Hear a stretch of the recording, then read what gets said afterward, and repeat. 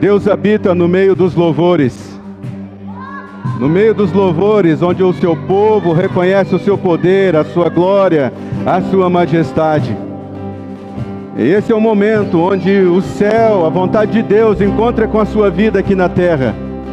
E ambientes são mudados, circunstâncias são mudadas, desejos do coração são mudados, atmosferas são mudadas. Nessa noite, enquanto você está na presença de Deus, o adorando, reconhecendo Ele como o Senhor de todas as coisas, você pode se aproximar dEle com muita segurança, sem restrição, e apresentar as suas necessidades, apresentar o seu louvor. Nós temos razões para louvar a Deus. A sua bondade, a sua misericórdia, ela tem sido encontrada na nossa vida. É por causa da bondade e da misericórdia dEle que nós estamos aqui de pé, nós estamos sendo sustentados, cuidados.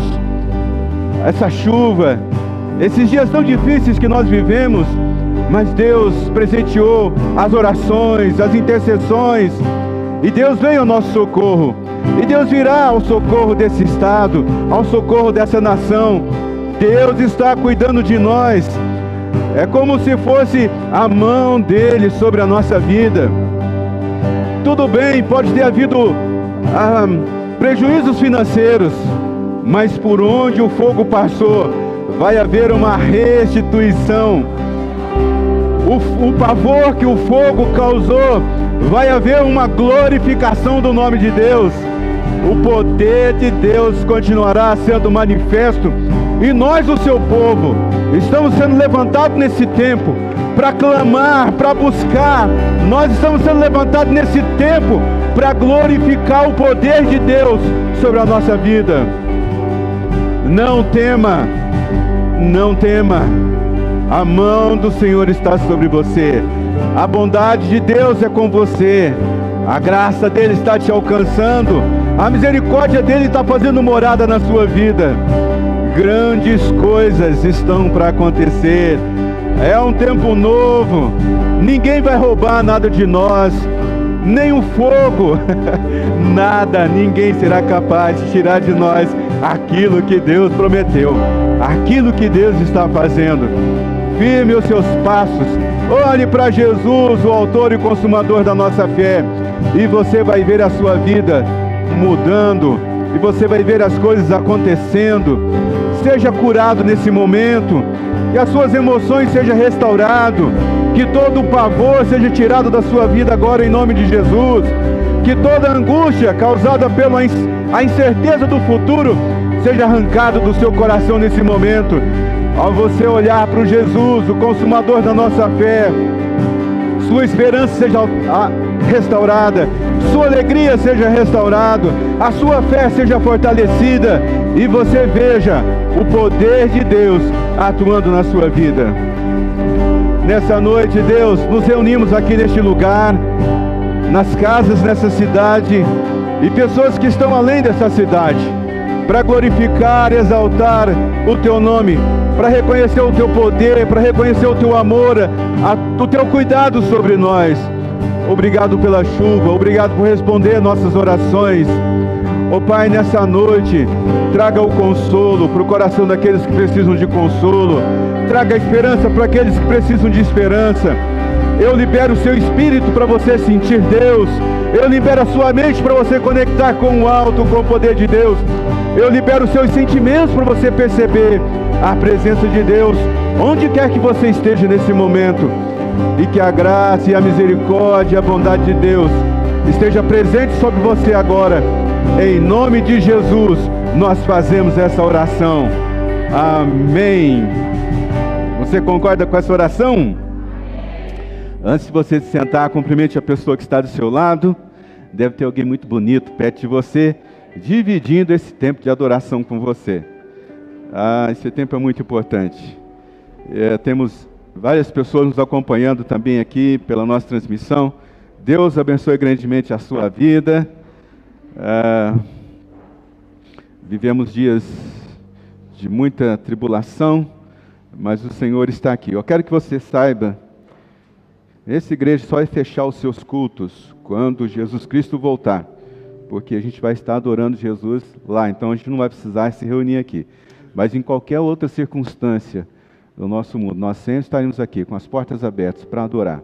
Seja com 2, 3, 5, seja com quantas pessoas tiverem, tá bom?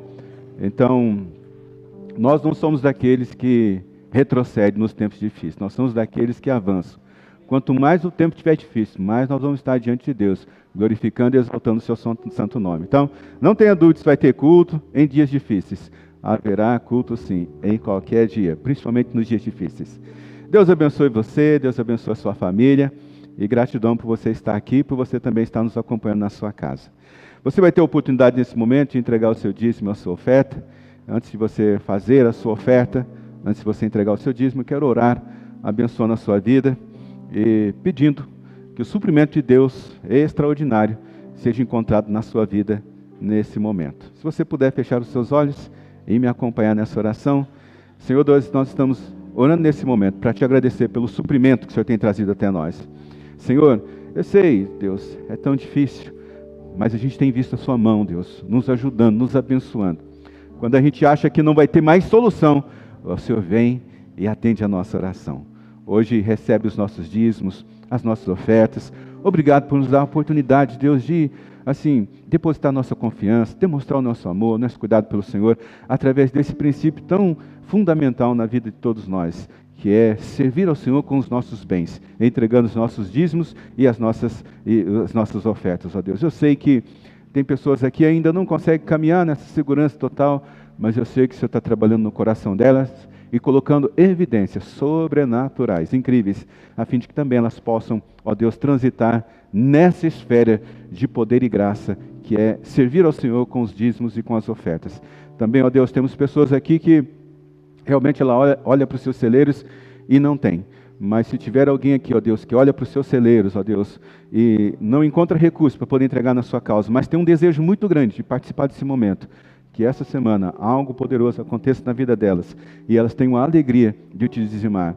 Senhor, não são poucas as pessoas que nos entregam testemunhos do desejo tão grande de entregar o seu dízimo e a sua oferta, mas não podiam, mas o Senhor foi lá e mudou a sorte delas, e elas tiveram a alegria, a satisfação de entregar o dízimo e as ofertas. Se aqui tiver alguém assim também, Deus, que a tua graça e a tua misericórdia repouse sobre eles, a fim de que eles possam ter essa mesma alegria. Consagramos os dízimos e as ofertas, a Deus, para o avanço da tua obra nessa cidade, através dessa igreja. Nós oramos no nome poderoso de Jesus. Amém, Senhor. Você pode sair do seu lugar e vir entregar o seu dízimo e a sua oferta nessa noite.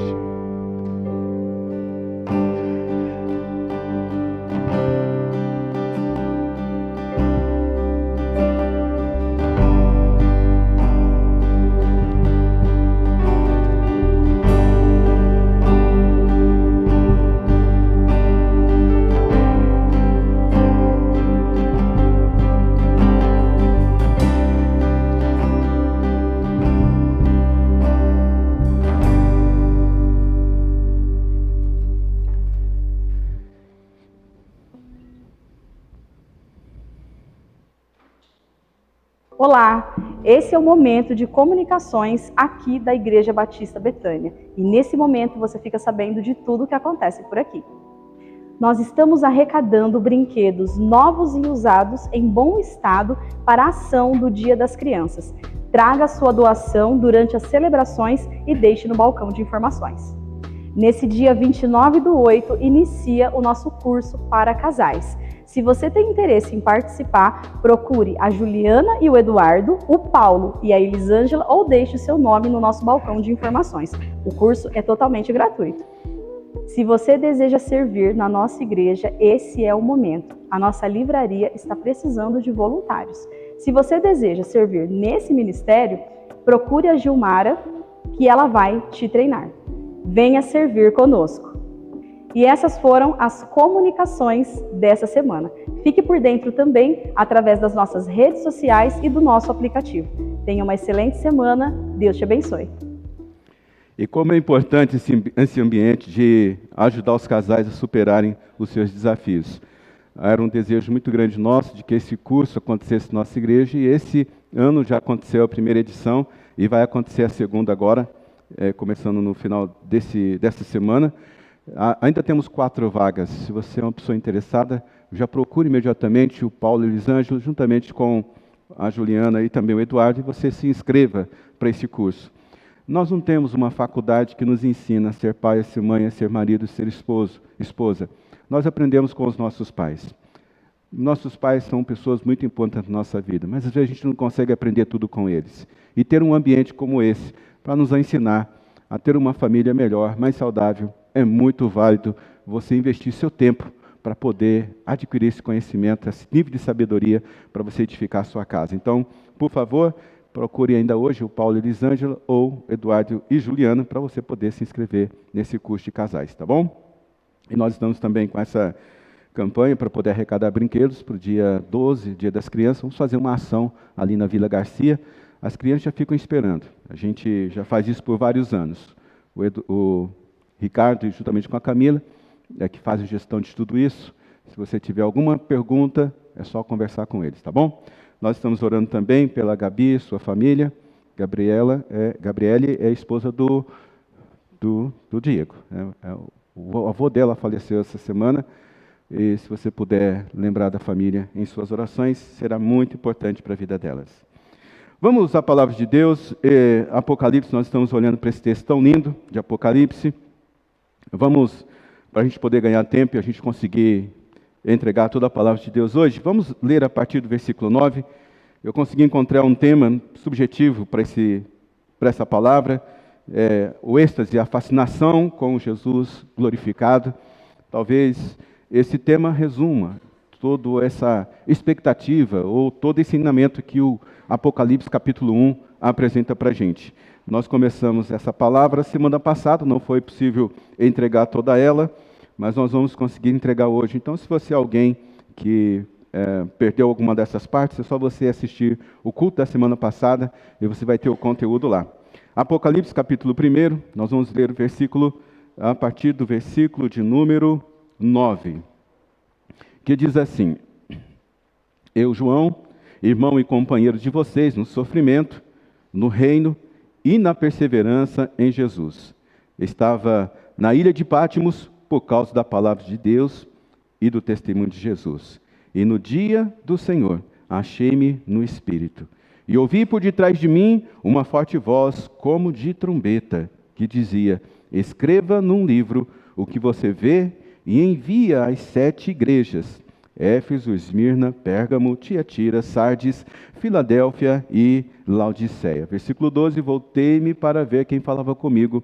Voltando-me, vi 7 candelabros de ouro, e entre os candelabros alguém semelhante ao Filho do Homem, com uma veste que chegava aos seus pés, e um cinturão de ouro ao redor do seu peito. A sua cabeça e os seus cabelos eram brancos como a lã, tão brancos quanto a neve, e os seus olhos eram como chama de fogo, e os seus pés eram como bronze numa fornalha ardente, e a sua voz como o som de muitas águas. E tinha em sua mão direita 7 estrelas, e da sua boca saía uma espada afiada de 2 gumes. A sua face era como do sol quando brilha em todo o seu fulgor. Quando o vi, caí aos seus pés como morto.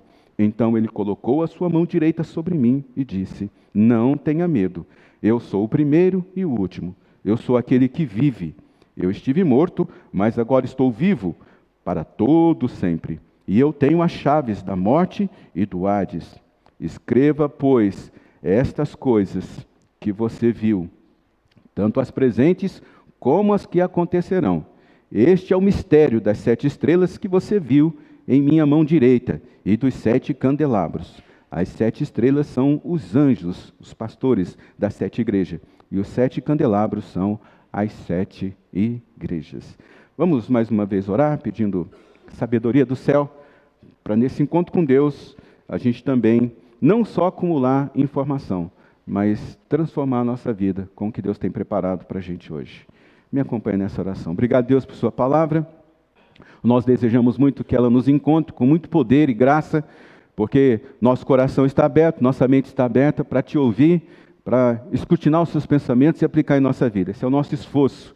Agora te pedimos que o teu Santo Espírito, que tem liberdade em nossas vidas, possa ministrar no mais profundo do nosso coração, da nossa alma, e a gente saia daqui nessa noite edificados pela tua santa e graciosa palavra. Nós oramos assim, no nome poderoso de Jesus. Amém. Então, nós estamos olhando para esse capítulo 1 de Apocalipse. Esse capítulo é o capítulo mais completo da Bíblia que revela o Jesus glorificado. Você não vai encontrar em nenhum outro lugar da Bíblia um texto tão completo que revela a graciosidade, a grandeza, a realeza, o Jesus glorificado. Quando Jesus andou aqui na terra, ele teve as suas vestes comuns, seus pés ficavam empoeirados, ele tinha fome e sede, ele chorava, ele se angustiava, mas agora o Jesus que está sentado ao lado de Deus é um Jesus glorificado. Nosso esforço nesse texto não vai ser um esforço escatológico, nosso esforço nesse texto não vai ser um esforço teológico profundo, nosso esforço nesse texto não vai ser encontrá-lo de forma hermenêutica ou qualquer coisa parecida com isso. A gente, na verdade, precisa fazer um esforço com toda a Bíblia, de tirá-la do campo de conhecimento e colocá-la no campo prático da nossa vida. Então esse é o nosso esforço, um esforço de olhar para a palavra de Deus de forma expositiva e ao encontrar subsídio para alimentar e transformar a nossa vida agora, hoje. Então é nisso que nós gostaríamos de nos concentrar nesse momento. Talvez você vai encontrar informação que você diga assim, não, mas isso aqui não é bem assim tal. Entenda que o nosso esforço aqui ele é um esforço de aplicação contínua da palavra de Deus. E vimos algumas partes importantes desse texto, vimos 6 ou 7 aplicações desse texto na nossa vida semana passada, e hoje nós vamos ver mais 7 aplicações. E eu começo com a 7ª aplicação. A gente está falando que esse lugar do encontro com Deus, esse lugar do êxtase, da fascinação, quando você entra nesse lugar de adoração, você entra nesse lugar de êxtase, você tem um encontro com Jesus glorificado. E é um encontro com Jesus glorificado que transforma a nossa vida. É esse encontro com Jesus ressurreto, glorificado, que marca, que sela, que transforma, onde nós somos comissionados, onde nós somos recompensados, não porque nós queremos ver Deus, mas porque nós buscamos Deus com toda a nossa força, com todo o nosso entendimento, com todo o nosso amor. E Deus então nos recompensa. De que jeito? Revelando a sua vontade para conosco. E nesse lugar, então, de um encontro com Deus, nós estamos chamando de êxtase, que é esse lugar de fascinação com Jesus glorificado. Uma das coisas que acontece é que quando você entra nesse lugar de êxtase, quando você entra nesse lugar do encontro com Deus, quando você tem esse encontro da fascinação com o Jesus glorificado, você entra com as suas vestes sujas e você sai com vestes limpas. O versículo de número 13, aqui de Apocalipse 1, diz assim: entre os candelabros alguém semelhante ao Filho do Homem, com uma veste que chegava aos seus pés. Então, na revelação que Deus dá para João, ele vê Jesus glorificado, e ele vê Jesus agora com vestes nobres. Essas são as vestes que estão sobre Jesus nesse momento. Não são mais aquelas vestes sujas de alguém que andava ali pela Galileia. Não é mais as vestes empoeiradas de alguém que circulava ali por Jerusalém. Não é mais. Não é mais as vestes cobertas de sangue ali no momento do seu sacrifício que foram disputadas ali pelos soldados.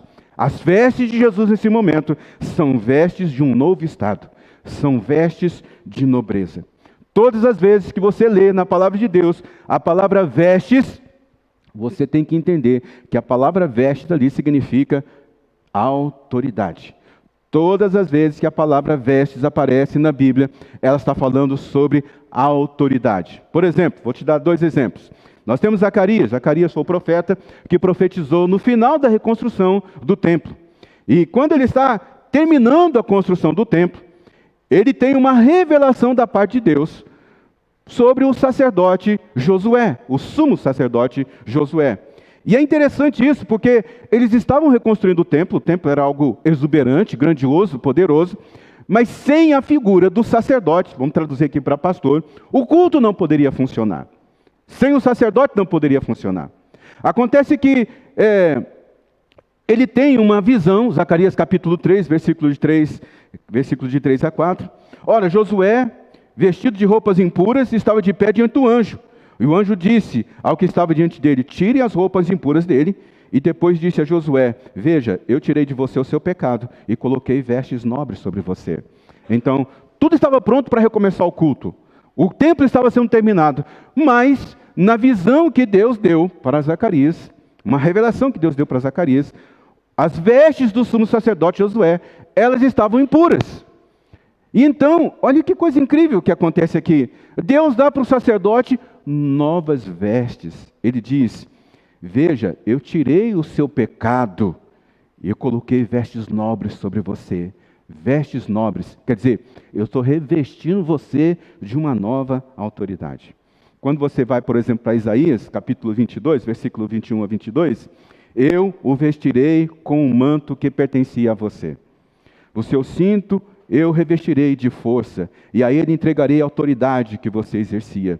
Ele será um pai para os habitantes de Jerusalém e para os moradores de Judá. Eu porei sobre os ombros dele a chave do reino de Davi. O que ele abrir, ninguém conseguirá fechar, e o que ele fechar, ninguém conseguirá abrir. Quando você chegar em casa, de repente no seu tempo a sós com Deus amanhã, lembra de ler Isaías capítulo 22. É incrível esse texto. Por quê?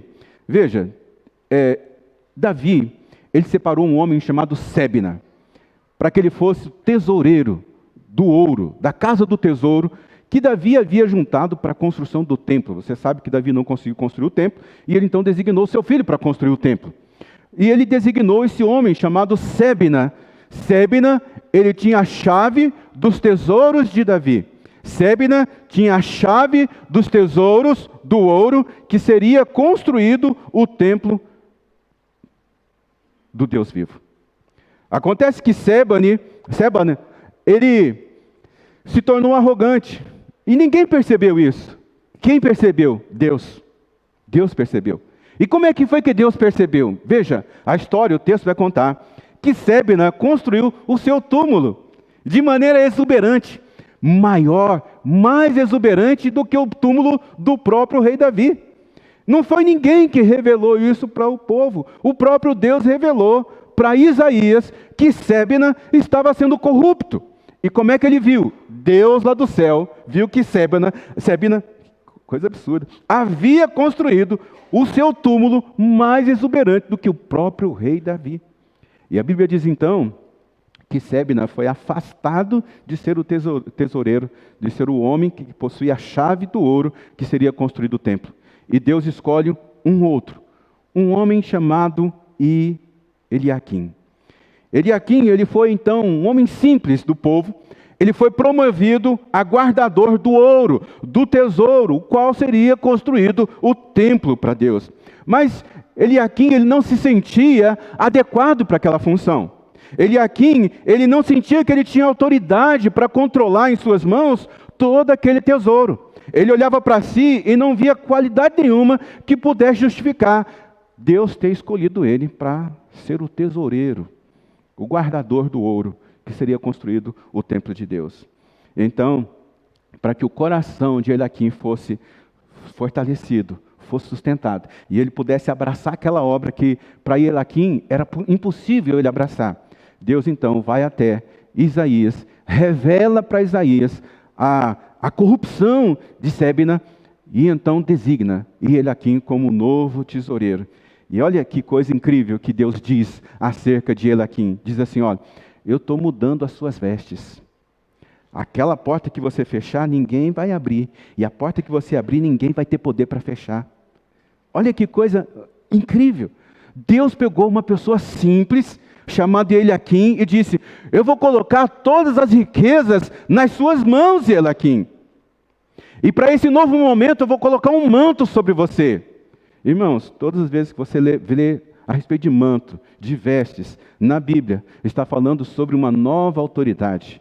José, por exemplo, teve um manto de muitas cores, né? Só esse manto de muitas cores dá para dar uma série de mensagens, que qualquer dia eu vou mostrá-la para você, que coisa incrível existe nesse manto. Mas trocar as vestes de alguém, ou trocar as vestes aqui no texto bíblico, significa sinal de autoridade. Então, quando João ele tem uma visão do Jesus ressurreto, a visão que Jesus tem do Jesus ressurreto é um Jesus com um manto, que cobria até os seus pés. É um manto de realeza. Nesse momento, Jesus não é mais amigo dos pecadores. Não pensa que Jesus, quando voltar neste mundo, ele vai vir agora como amigo dos pecadores. Ele vai vir como julgador dos pecadores. Quando Jesus estava aqui na terra, os homens podiam recostar o seu rosto sobre o seu peito, como João. O próprio João, que escreveu o Evangelho, está escrevendo o Apocalipse, mostrando para a gente esse Jesus ressurreto. Esse Jesus que vai voltar, ninguém mais vai encostar a cabeça no seu peito, não. Porque agora Jesus, ele foi coroado Rei dos Reis, Senhor dos Senhores. E Deus deu para ele novas vestes. Então, quando você tem esse encontro com Deus, você está nesse lugar de êxtase, ali apreciando a fascinação, entregando uma fascinação para Deus, do Jesus ressurreto, você entra com as suas vestes sujas e você sai com as suas vestes limpas. Pode perceber, irmãos, você entra nesse lugar do encontro com Deus, e você entra ali pequeno. Você diz assim: Deus, eu não sou capaz. Deus, eu não mereço. Deus, eu não sou digno. Deus, eu sou um pecador.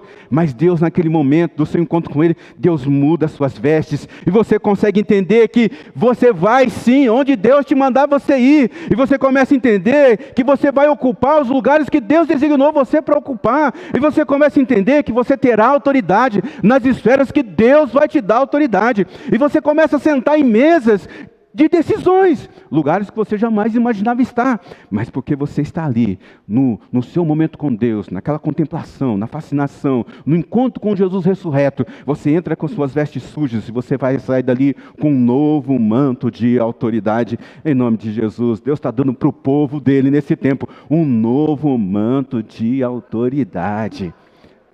Sabe, se você se sente inadequado, pequeno, inapropriado, se você acha que não tem jeito de ocupar esses lugares, vai na presença de Deus, tenha um encontro com Jesus glorificado, entra com suas vestes sujas e saia de lá com uma nova capa, uma capa de autoridade, em nome de Jesus.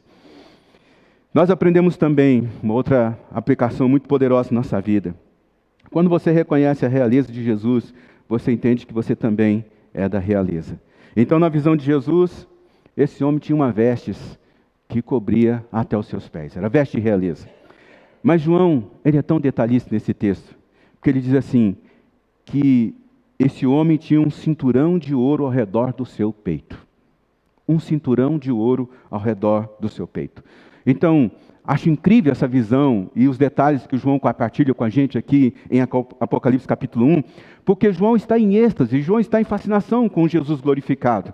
Ele ouve a voz de Deus, ele é enviado, ele vê as coisas que Deus quer revelar para ele é comissionado, ele vê as novas vestes de Jesus, as vestes da nova autoridade de Jesus, e ele vê que Jesus tinha um cinto de ouro. Por que um cinto de ouro? Gente, se você ler a história, você vai descobrir, nem sempre os reis usavam coroas. Quando os reis usavam coroas? No seu momento de coroação e nos momentos institucionais. Depois daqueles momentos de coroação e dos momentos institucionais, a coroa do rei era tirada de sobre si e era guardada no tesouro do rei. Então, o que identificava um rei de uma outra pessoa? Era o cinto que ele usava. Por isso, tanto em Israel como nas nações vizinhas, ninguém podia usar um cinto de ouro a não ser um rei. Entende? Por quê? Porque o cinto de ouro revelava que aquele homem, ele tinha realeza. Ele trazia, a realeza de um homem era definida a partir do cinto que ele usava. Somente o rei poderia usar um cinto de ouro. Então, quando João vê o cinto de ouro sobre Jesus, significa que aonde Jesus fosse, a sua realeza iria acompanhá-lo. Aonde Jesus estivesse, a sua realeza iria acompanhá-lo. Agora entenda que a realeza de Jesus não é um momento. A realeza de Jesus não se deu quando ele morto, ressurreto, agora os discípulos veem ele indo para os céus, e agora o Pai o recebe nos céus. E diz assim para ele: filho amado, senta aqui do meu lado, porque eu vou colocar sobre os cabelos dos teus pés todos os seus inimigos. Não foi esse momento. A realeza de Jesus não é um momento. A realeza de Jesus é um comportamento. Entenda isso. E mais ainda, nós, como seguidores de Jesus, tendo um Jesus ressurreto, um Jesus cheio de autoridade, um Jesus que nos envia, um Jesus que transmite a sua realeza para a nossa vida, nós também precisamos ter um comportamento de realeza. Irmãos, nós não podemos, como cristãos, andar neste mundo com um comportamento inadequado. Você não percebeu isso? Que agora você foi transformado, você foi transportado de uma vida de pecado para uma vida com Cristo.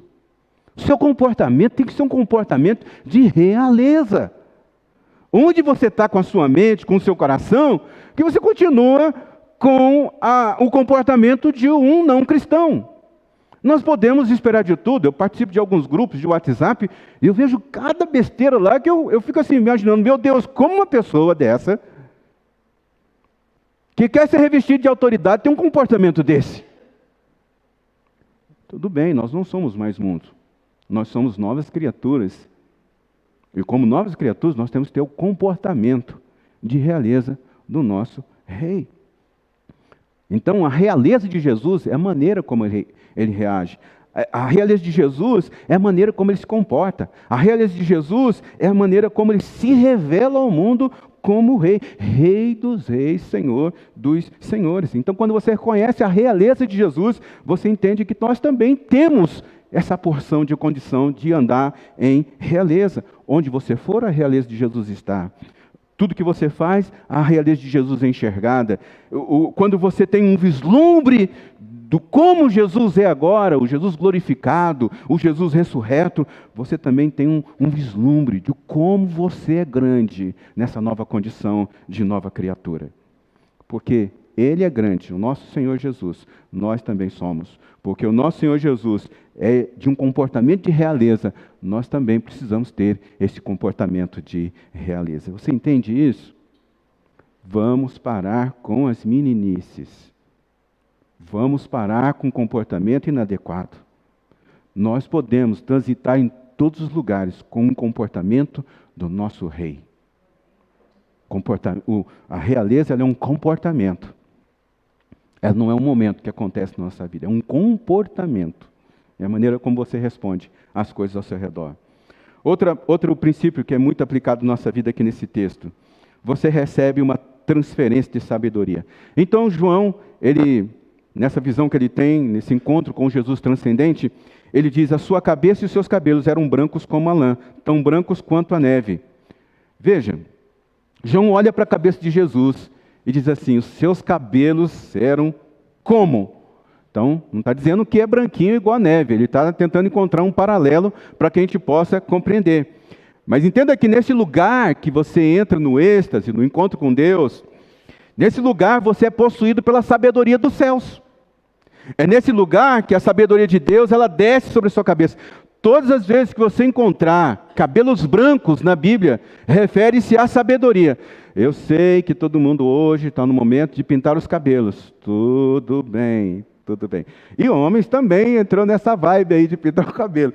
Vou dizer para você, não fica bonito, mas se você gosta... Não, todo mundo... A mulher pinta o cabelo, ninguém percebe. Vamos dizer assim, nós homens... Ah, não, tá bonito. Você não viu o que eu fiz no cabelo? Vi.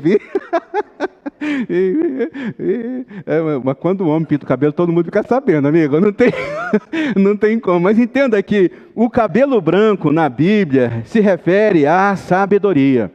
Aquele que tem um conhecimento de todas as coisas. Por quê? Porque alguém com os cabelos brancos significa que ele já atravessou momentos difíceis na sua vida e foi vitorioso. Ele já passou por momentos assim, complicadíssimos e ele avançou. Ele já foi experimentado na vida. E é nesse lugar de adoração que nós nos encontramos em êxtase e que nós nos encontramos com o ancião de dias. Quem é o ancião de dias? O ancião de dias é Jesus. O ancião de dias é aquele que estava antes da fundação do mundo. O ancião de dias é aquele que viu você no ventre da sua mãe. Esse é o ancião de dias. Ele tem os cabelos brancos, quer dizer, ele tem a sabedoria. Ele sempre foi. Quem? Jesus. Então, toda a sabedoria que está em Jesus, quando você tem esse encontro com Ele, esse êxtase, essa fascinação pelo Jesus glorificado, você entra num lugar onde você recebe transferência de sabedoria. São portais de sabedoria que se abram sobre nós e a gente começa a ter comportamentos diferentes, conteúdo diferente, fala diferente, ações diferentes, porque a sabedoria dos céus, ela começa a ser mostrada, revelada para nós. Você deve se lembrar, por exemplo, de Moisés. Moisés, ele subiu um monte, tinha fascinação, um encontro com Deus vivo, e ele descia de lá, e o que ele fazia? Trazia as leis do Senhor, para que todo o povo pudesse cumprir. Moisés subia o monte, e ele descia de lá, e ele trazia um entendimento na sua boca, para julgar todas as ações do povo. Você deve se lembrar que ele ficava na porta da tenda do encontro, e ele ficava julgando as causas de todo o povo de Israel. Como ele conseguia isso? Ele subia para se encontrar com Deus, descia e descia com entendimento. Ele subia nos montes para se encontrar com Deus e descia com a sabedoria. Ele subia no monte para se encontrar com Deus e ele descia com arquiteturas novas. Agora nós vamos construir o tabernáculo de Deus, e ele vai ser assim, ele vai ser assado, ele vai ser de tal forma. Ele subia no monte para se encontrar com Deus, nessa contemplação, nesse êxtase com Deus, e ele descia com mais escritos. Irmãos, o Pentateuco, a Torá, os 5 primeiros livros da Bíblia foi escrito por Moisés. Como é que um homem consegue fazer um negócio desse se não tiver um download do céu? Se não for depositado sobre a vida dele uma sabedoria do céu? Já parou para pensar nisso? Então, cada vez que você se encontra com a presença de Deus, cada vez que você tem esse encontro com o Jesus glorificado, assim, a sabedoria dele, o ancião de muitos tempos, aquele que tem a cabeça branca, aquele que possui toda a sabedoria, o instrutor da vida, ele começa a te instruir. O dono da verdade começa a implantar a verdade dele no seu coração. O Criador de todas as coisas começa a te dar sabedoria para você criar. Irmãos, como é que uma pessoa consegue olhar para uma árvore e transformar uma árvore em papel, celulose? Como é que uma pessoa consegue olhar para uma árvore e transformar ela numa cadeira? Irmãos, como é que uma pessoa consegue tirar água do ar seco? Sabedoria que vem dos céus. Quando você tem esse encontro com Deus, esse momento de êxtase com Deus, Deus vai depositando a sabedoria, o conhecimento dele, Deus vai revelando a vontade dele para esse mundo sobre a sua mente. O engenheiro, o arquiteto, aquele que tem todo o conhecimento, ele deposita o conhecimento e a sabedoria dele sobre a sua vida. Visita este lugar, vá para esse lugar, faça um esforço para você estar na presença de Deus e receba dele a sabedoria que todos nós precisamos para ter, irmãos. Outra coisa aplicável na nossa vida, quando você compreende a importância quando você entra no êxtase, você compreende a importância de manter os seus pés no chão. Veja só, o texto diz, na visão que João tem de Jesus ressurreto, ele diz, os seus pés eram como, mais uma vez, uma ilustração, bronze numa fornalha ardente. Bronze numa fornalha ardente. Se você conhecer um pouquinho da história dos sacerdotes, você vai descobrir que o sumo sacerdote ele só poderia andar descalço. O sumo sacerdote, diz os escritores, que ele possuía na sua vestimenta, a vestimenta e os utensílios mais caros do que o rei poderia andar. Talvez você se lembre, a vestimenta do sumo sacerdote, ele tinha o peitoral batido com diamantes. Era um colar com uma tábua aqui, que tinha várias pedras. Ele tinha um cinturão de ouro. Ele tinha a mitra de ouro. Seu cetro era de ouro. A veste que o sacerdote tinha era de linho retorcido. Tudo que o sacerdote usava era de muito valor. Então, quando o cara estava vestido, pensa nas melhores marcas de roupas e sapatos que alguém poderia vestir hoje. É isso que o sacerdote carregava. A sua vestimenta, os apetrechos que ele usava, eram vestimentas e apetrechos mais caros do que o próprio rei se vestia. Mas uma coisa que o sacerdote era obrigado, era andar com os pés descalços. Porque o sacerdote ele tinha que ter a conexão com a terra. Ele podia ter todo esse poder, ele podia se vestir tão brilhantemente dessa forma, mas ele tinha que ter os pés no chão. Os pés do sacerdote, eles ficavam empoeirados, ele ficava sujo. Deixa eu lembrar uma coisa para você. Depois que você conhece Jesus, você se torna um lindão. Uma lindona. Uma pessoa... Eu sei que você ficou bonita, viu? Até recebendo um abraço aí de bondade, né? Você fica rico. Calma, gente, calma. É rico de todas as formas. Você fica assim, uma pessoa importante. Você passa a ter uma sabedoria. Você começa a conversar sobre coisas que ninguém entende. As pessoas vão querer estar perto de você. As pessoas vão querer a atmosfera que você carrega. Mas sempre lembra de uma coisa. Seu pezinho sempre vai ser um pezinho sujo. Que por mais grandeza, nobreza que Deus carrega você, enche a sua vida, os seus pés, somente os seus pés, sabe quais são os caminhos que você mesmo tem percorrido. Antes de você alcançar o que você é, você sabe os caminhos que você percorreu. Você sabe de onde Deus tirou você. Antes de Deus olhar para você e comissionar você, antes de Deus olhar para você e separar você para uma grande obra, antes de Deus olhar para você e de repente colocar sobre a sua mão a chave de um tesouro, igual fez com Eliaquim, Deus sabe de onde você veio. Você também sabe de onde você veio. Você pode andar em glória, você pode andar em sabedoria, você pode andar em autoridade, sabendo que tudo isso Deus te deu, mas você tem que andar com os pés no chão. Pés no chão, irmão. Pés no chão. Para que toda honra e toda glória que você venha alcançar seja entregue ao nosso Deus.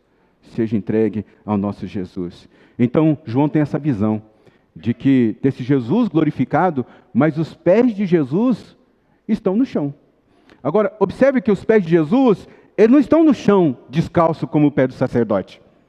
Os pés de Jesus estão no chão, mas eles estão como o latão reluzente, ou como o bronze numa fornalha. Isso aqui, outras versões dizem, é como o bronze reluzente. O bronze reluzente, ou o bronze polido, você pode ver a sua face ali.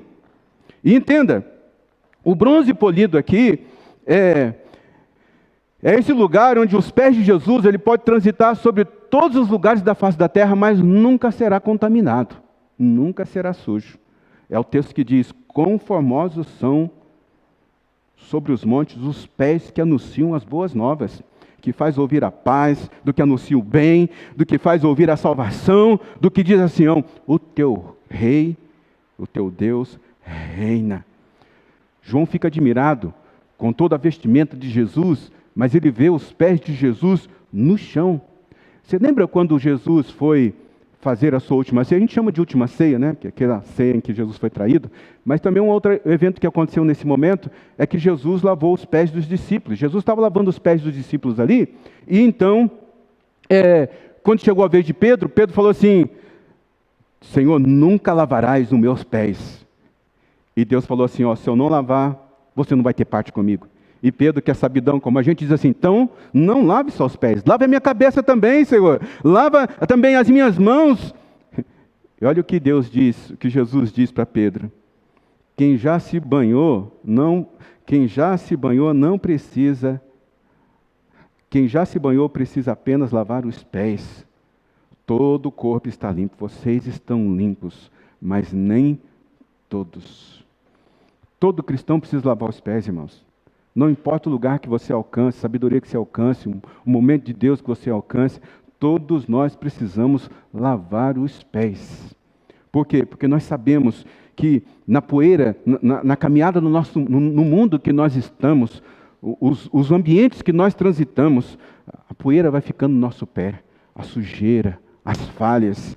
E João diz que os pés de Jesus eram como latão reluzente. Isso quer dizer que os pés de Jesus podem pisar em qualquer lugar, inclusive nesse barro, nessa terra. E se nessa terra houver pecado, os pés de Jesus não se sujarão.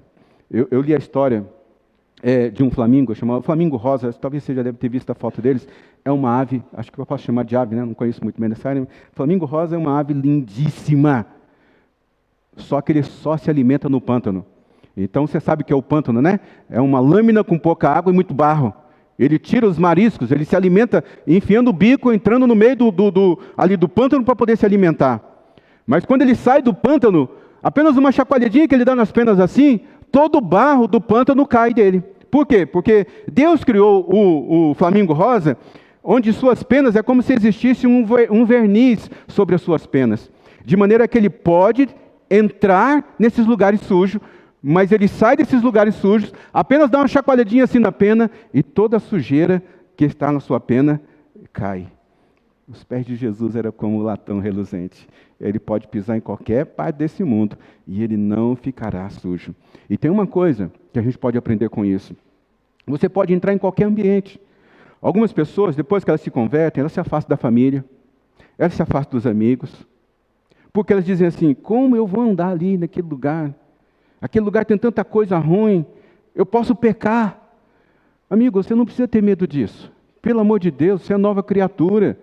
Todas as vezes que você tiver um encontro desse com Deus, sabe, é como se você entrasse ali, você entra com as suas vestes sujas, você sai com as suas vestes limpas. Você entra para um encontro com Deus, e Deus dá uma chacoalhada em você, e todo o pecado que está sobre você, cai ali, amigo. Então você pode transitar sim, você pode sentar na mesa de um endemoniado, você pode sentar na mesa de gente ruim, você pode sentar na mesa de gente invejosa, você pode sentar na mesa de pessoas trapaceiras, porque nada das ações que eles fizerem contra vocês vai frutificar na sua vida.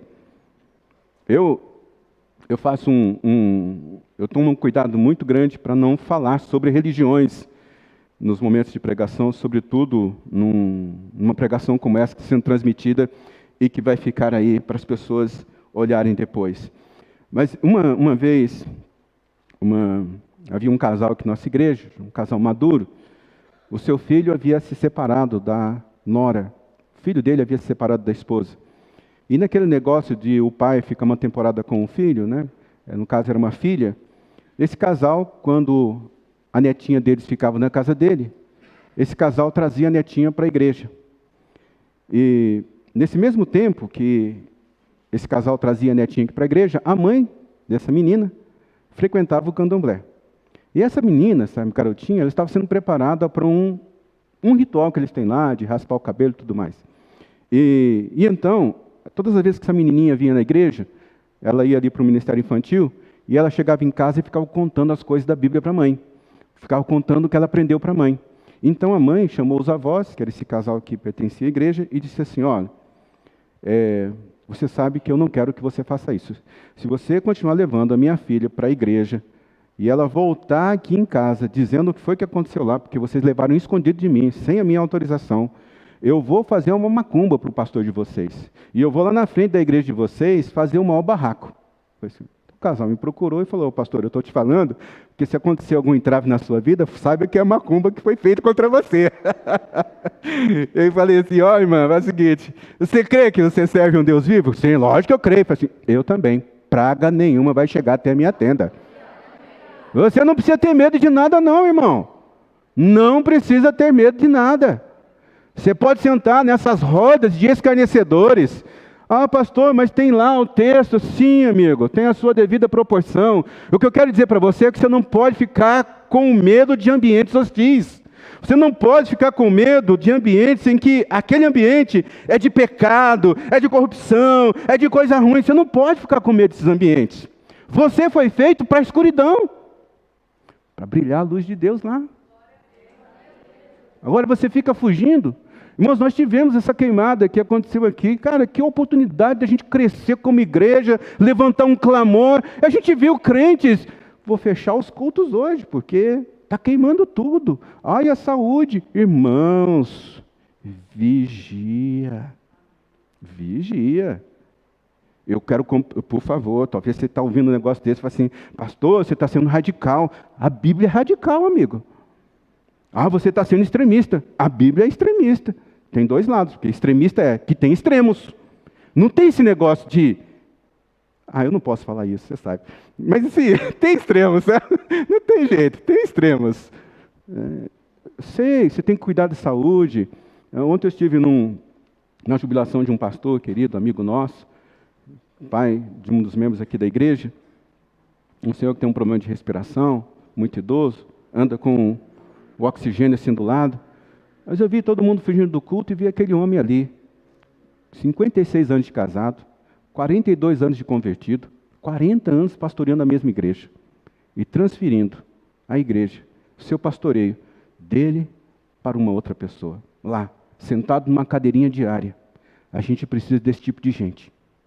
A gente precisa desse tipo de pastor. A gente precisa desse tipo de cristão. Que não foge, mas que enfrenta. Não tem medo de sentar em nenhum lugar. Os pés de Jesus, João teve visão de reluzente. Significa, os pés de Jesus podem andar por qualquer lugar desse mundo, não vai se sujar.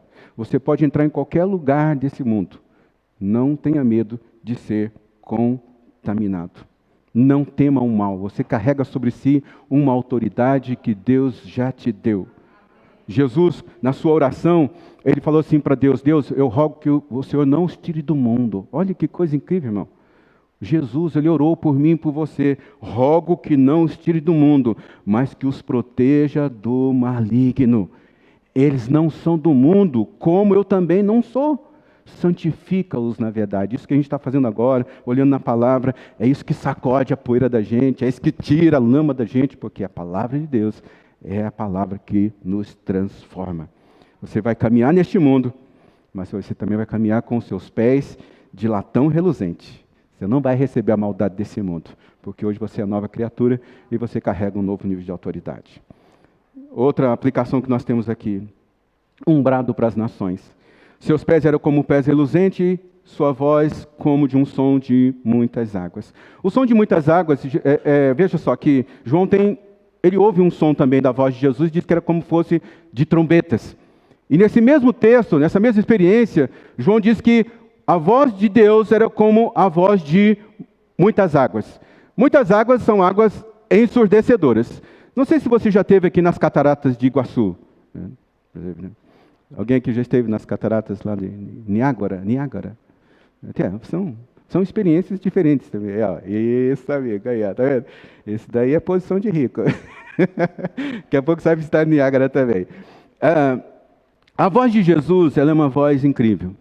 Porque a voz de Jesus ela foi ouvida dentro da sua geografia. Por exemplo, João capítulo 7, você vai ver a história de que poucas pessoas conhecem isso, mas João capítulo 7 diz que os sacerdotes mandaram prender Jesus. E quando os soldados vão prender Jesus, os soldados não conseguem prender Jesus. Por que não conseguem prender Jesus? Os soldados dizem assim para os sacerdotes: ninguém jamais falou da maneira como este homem fala. Nós não podemos prender ele porque ele nunca falou nunca ouvi ninguém falar como ele falava. A voz de Jesus, ele tinha uma geografia. Para a voz de Jesus poder ser ouvida, ele subia em barcos. Porque a voz de Jesus, quando ele esteve aqui na terra, foi ouvida em decibéis. Tinha que subir no barco para o vento bater e levar a voz dele, o ensino dele, para o maior número de pessoas. Lá, no Getsemane, isto é, no Gólgota, ali a Bíblia diz que Jesus bradou em alta voz. O que Jesus fez? Ai! A última vez que a voz de Jesus foi ouvida a nível de decibéis, a voz de agonia, a voz de morte, a voz de dor. Mas agora, quando Jesus Cristo voltar, a sua voz vai ser como o som de muitas águas. Um negócio ensurdecedor. Vai ser ouvido na China, na Coreia, na Rússia, no Japão, no Brasil, na nossa cidade. A voz de Jesus vai ser ouvida lá na sua casa. A voz de Jesus vai ser ouvida pelos seus filhos, pelos seus filhos. A voz de Jesus vai ser ouvida pelos seus parentes. A voz de Jesus vai ser ouvida por sertãozinho. Porque a voz de Jesus, o Jesus glorificado, é como o som de muitas águas. Em nome de Jesus. Vamos aplaudir o Senhor por causa disso? Senhor, é o som de muitas águas. É uma voz audível, compreendível em todos os lugares. Outra aplicação, estou terminando. A sua voz, nesse lugar de êxtase, a sua vitória está na presença de Deus. Então João tem essa visão. Da sua boca saiu uma espada afiada de 2 gumes. Todas as vezes que você lê a espada afiada, espada na Bíblia, ele está se referindo à palavra de Deus. Por exemplo, você tem Hebreus capítulo 12, pois a palavra de Deus é viva e eficaz, mais afiada do que qualquer espada de 2 gumes. Você tem Efésios capítulo 6, usem o capacete da salvação e a espada do Espírito, que é a palavra de Deus. E de onde João tira isso? A espada do exército romano é diferente de qualquer outra espada de outros exércitos. Porque a espada, outros povos achavam que se o soldado tivesse uma espada grande, ele ia conseguir derrotar mais os inimigos. Então eles possuíam uma espada grande e um escudo muito grande. Mas não sei porquê, o exército de Roma, ele desenvolveu um tipo de espada menor, metade do exército dos outros, e também um escudo menor. E essa espada que os romanos desenvolveram e deram para eles grandes e poderosas vitórias, era uma espada menor, mas ela cortava dos dois lados. Então, qual era a atitude do soldado? Ele não tinha aquele escudo grande, difícil de carregar, e ele também não tinha aquela espada grande, difícil de manusear. Você lê esses filmes antigos, que tem essas espadas grandes, amigo, é difícil segurar aquela espada. Eu tenho uma espada parecida com aquela, assim, eu não consigo segurar 5 minutos, embanhar aquela espada, eu não consigo.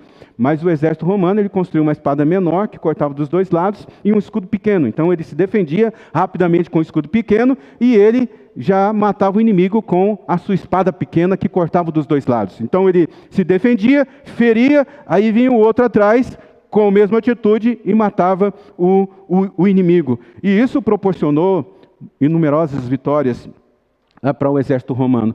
A Bíblia diz que a palavra de Deus, ela é como uma espada que corta dos dois lados. Como é que é isso? Você vai ouvindo a palavra de Deus, você vai ouvindo a palavra de Deus, você vai tendo paixão por Deus, você vai orando, você vai lendo a palavra de Deus, vai buscando o Senhor, e a palavra de Deus ela vai penetrando, sendo implementada na sua vida, em todos os cantos da sua vida. Talvez você não encontre muitas transformações agora, talvez você fale assim, não, nada está acontecendo na sua vida. É mentira. Está acontecendo algo poderoso nesse momento na sua vida, porque a palavra de Deus está sendo plantada na sua vida. A gente tem aquela parábola do semeador, né, que fala que a semente caiu em vários terrenos, e você sabe que para semear uma semente, a terra ela tem que ser sulcada, quer dizer, ela tem que ser rasgada, ela tem que ser ferida, para que a semente caia ali, e então a terra faça ela brotar, ela germinar no tempo certo. Cada semente, ela tem um tempo apropriado para germinar, para crescer ali. E a palavra de Deus, ela é assim. A palavra de Deus é uma espada de 2 gumes, que penetra sobre... A Bíblia fala que ela faz divisão de juntas e medulas, ela vai até dividindo a alma e o espírito. Espírito é o sopro de Deus na nossa vida. A alma é a nossa mente, é o nosso entendimento, e ela vai escrutinando, e ela vai ali chegando ao âmago da nossa vida, e ela vai nos transformando por dentro. Eu não acredito muito naquelas pessoas que chegam assim, eu sou crente agora, eu sou isso, eu sou aquilo. Amigo, se você é crente, tem que ter evidência de transformação na sua vida. Aquele que diz que é crente, fica arrogando que é crente, que é isso, que é aquilo outro, até cumprimenta os outros com a paz do Senhor Jesus. É assim que eles falam. E você não tem transformação na sua vida, você está sendo um mentiroso. Você está sendo um mentiroso. Mas se você é alguém que busca, e a palavra de Deus vai sendo semeada, no tempo certo. Cada palavra que foi lançada no seu coração, ela vai frutificar e vai te tornar numa grande e poderosa criatura. É nesse lugar que nós temos a vitória. É nesse lugar, é na presença de Deus, que a gente vai sendo transformado de dentro para fora. Outra aplicação na nossa vida, tenha sobre você a atenção de Deus. Então, o texto diz que a face de Jesus era como o sol que brilha em todo o seu fulgor.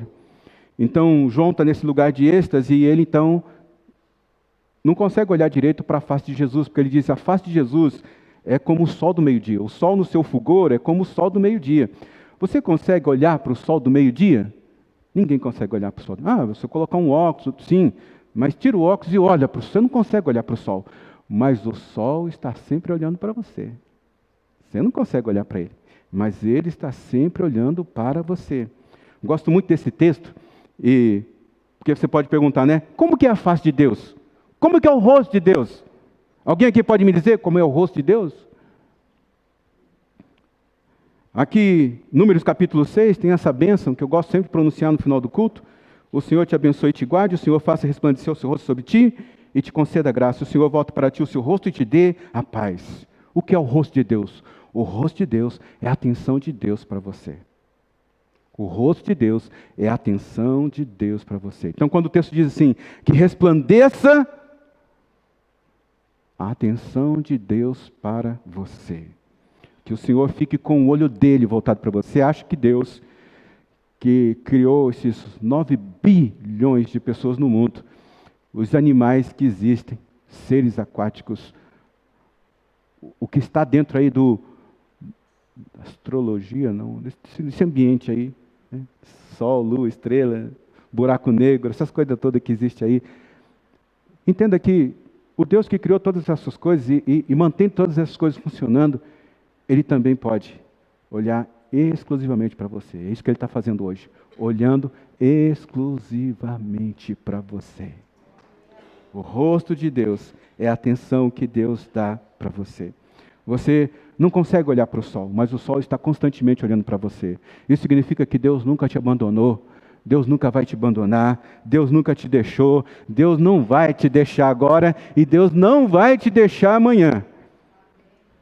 Porque o sol continua a brilhar. E quanto mais certeza que você tem de Deus, quanto mais experiência você tem com Deus, mais certeza da presença dele da sua vida você tem. Quanto mais experiência você tem com Deus, nesse lugar de êxtase, de fascinação com Jesus glorificado, mais você entende que o rosto de Deus está virado para você. Ele está com a sua atenção para você. Pode ser momentos difíceis, mas Deus está vendo. E para terminar, você se torna a surpresa que Deus preparou para este mundo. Então João diz assim, que esse homem, semelhante ao homem, filho do homem, que é Jesus, transitava ali entre os candelabros, ele tinha na sua mão direita 7 estrelas. Isso aqui não é pegadinha, porque no final do capítulo aqui, Deus revela para João que as 7 estrelas são os 7 pastores da igreja. A gente sabe que as igrejas que são citadas aqui não eram as únicas igrejas que existiam na Ásia. Existiam muitas outras igrejas. Mas porque o texto aqui, Jesus revela esse texto dizendo que a igreja de Tiatira, de Filadélfia, isso, aquilo, outro. Porque essas igrejas são uma espécie de arquétipo, modelos de igrejas no geral. Agora, é interessante que quando João ele tem essa visão, ele não tem a visão de que Jesus está com a sua mão aberta. Ele diz, ele trazia em sua mão 7 estrelas. Quer dizer que Jesus estava segurando esses pastores. Eu não vou me aprofundar aqui, porque você vai poder achar que eu estou defendendo em causa própria. Talvez você... Bom. Mas eu quero lembrar você que esse texto ele também pode ser aplicado. De que você, como igreja do Senhor Jesus, você está na mão do sumo pastor. Aquele que vem em mim, de maneira nenhuma, poderá ser tirado das minhas mãos. João termina com essa grande revelação. Que nós somos o povo que está nas mãos de Deus. Carregado. Por isso, em nome de Jesus, faça um esforço muito grande para ter encontros transformadores com Deus. Faça um esforço muito grande para entrar nesse lugar de êxtase, de ter um encontro com Jesus glorificado. João, ele vê os pés reluzentes, o cinto de ouro, o manto longo, os cabelos brancos como a neve, os olhos como fogo, o rosto como o sol na sua maior força, a boca que saía uma espada de 2 gumes, e ele diz, e tinha nas suas mãos, na sua mão direita, as 7 estrelas. Deus vai revelar você como uma surpresa para esse mundo. Pode se preparar para isso. Às vezes a gente olha para a vida de um pastor, eu sei que tem vários protótipos de pastores, mas, assim, os pastores que mais dão certos, e eu estava falando desse pastor, o pastor Eurípides, ele foi jubilado, e assim, esse é um homem que eu tiro o chapéu para ele. Por que eu tiro o chapéu para ele? Porque quando uma pessoa é chamada por Deus, a gente entra numa briga com Deus. A gente se sente inadequado, a gente não quer assumir esse lugar. A gente briga com Deus para não estar lá. Mas Deus conquista o nosso coração de alguma forma. Ele vai escanteando a vida da gente, Ele vai conduzindo a vida da gente até que você chega num lugar e diz assim, eu me rendo, Senhor. pode usar a minha vida do jeito que o Senhor quiser. E então, Deus pega homens simples, mulheres simples, e torna eles uma novidade para esse mundo. Talvez você olhe para a vida de um pastor e você não dê nada para ele. A vida de um pastor hoje ela é classificada como um atleta de alta performance. O cara tem que bater recorde sempre. Ele tem que sempre trazer uma palavra nova. Ele tem que ter uma oração na ponta da língua. E a gente diz assim, tem que ter uma oração forte. Eu não sei como é que é essa oração forte, porque as minhas orações mais fortes que eu já fiz foi no momento de quebrantamento, que eu falei, Deus, eu não aguento mais, se o Senhor não vier, eu estou ferrado, Deus, me ajuda. Esses momentos foi que eu saí mais poderoso daquele lugar. Mas o que eu quero dizer para você é assim, que Deus vai enviar você para ambientes em que você se tornará uma surpresa para este mundo. Você foi chamado para essa hora, você foi chamado para esse momento, você é a surpresa de Deus para agora. Você é o enviado para realizar coisas novas para o reino de Deus, no reino dos homens. E quando você entra na presença de Deus, é nesse lugar que você tem essa convicção. Convido você a ficar em pé. Olha, não permita que nada tire a sua atenção de Jesus. Olhe para a glória dele, olhe para a majestade dele, olhe para a divindade, contemple o trono, contemple a gloriosa presença dele. Olha para o seu olhar misericordioso, olhe para o sol na sua maior força, olhe para a beleza dele, de um rei que reina para todos sempre. A ele a honra, a ele a glória. Em nome de Jesus, sejam liberados seus sentidos espirituais, sejam liberados nessa noite sua audição espiritual, seja liberado nessa noite sua visão espiritual. Que o Espírito Santo ele preencha a sua vida e o seu coração, que ele acesse a sua alma, que ele se mova em você, que ele te encontre nos momentos em que você estiver orando, buscando com toda a sua força, que ele te ache, que ele trabalhe em você, que ele manifeste a graça dele sobre a sua vida, que você receba mais e mais do Espírito Santo de Deus em nome de Jesus. Que o Senhor Jesus mesmo corte o véu da sua consciência, que ele rasgue o véu que separe você desses encontros poderosos. Em nome de Jesus, nesse momento, destituímos os poderes da mente racional, destituímos os poderes do materialismo mental, destituímos a força da mentira diabólica, destruímos a força da insensibilidade, destruímos a ação da dureza mental. Que você se abra para o mundo espiritual, para o sobrenatural, para visitações angelicais, que a ação do poder do Espírito Santo de Deus esteja sobre você, que o seu racional se dobre ao Jesus glorificado, que o seu racional se dobre ao poder do Espírito Santo que habita na sua vida. Hoje, Deus, nós entregamos todo o nosso ser, corpo, alma e espírito, para termos do Senhor esses encontros poderosos com Jesus ressurreto. Eu te abençoo nessa noite, para que seus passos na fé sejam passos firmes, para que as suas vitórias sejam vitórias grandiosas, para que traga glória para o nome de Deus.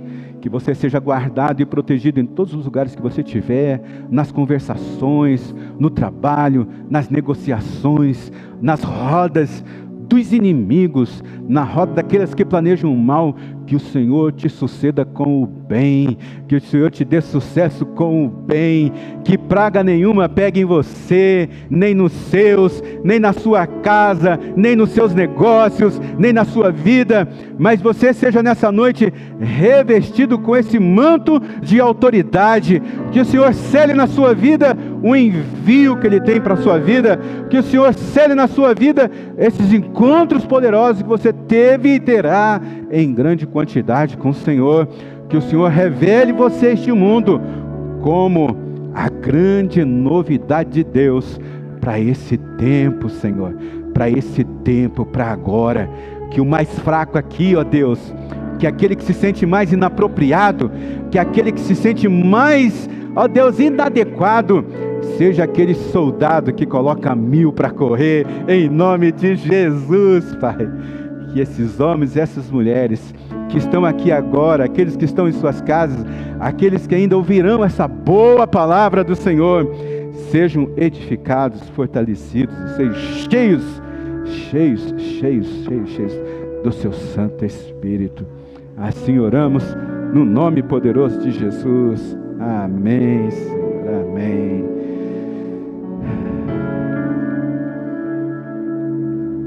Cante essa canção. Vou dar um abraço em você na nossa recepção. Tenha uma semana de vitória em nome de Jesus.